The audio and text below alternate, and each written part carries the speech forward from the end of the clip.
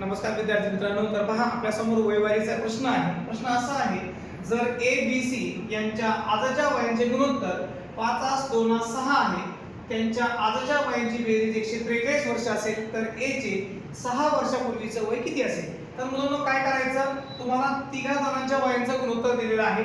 मग काय करायचं, हे जे गुणोत्तर आहे याला आपल्याला x जोडून सोडवायचं. तर मुलांनो समजा a चं वय आपण 5x वर्ष घेतलं, b चं वय मुलांनो 2x वर्ष असेल आणि c चं वय किती असेल, 6x वर्ष असेल. आणि आपल्याला असं सांगितलं, त्यांच्या आजच्या वयांची बेरीज केली तर ती 143 वर्ष बनेल. म्हणजे ह्या तिघांची काय करायची, बेरीज करायची आणि ती आपल्याला 143 दाखवायची. तर मुलांनो बेरीज करा, मग 5 आणि 2 7, 7 आणि 6 झाले 13. 13x बरोबर 143 आहे मुलांनो. तर x बरोबर काय करायचं, 143 हे 13 गुणिले चे 13 भागिले होतील. म्हणजे 13 एका 13, 13 एका 13, 1 उरला 3 येते पुन्हा 13, म्हणजे 13 एका 13. म्हणजे x ची किंमत मुलांनो किती आलेली आहे, 11 आलेली आहे. आपल्याला कोणाचं वय विचारलंय, a चं 6 वर्षापूर्वीचं वय विचारलं मुलांनो.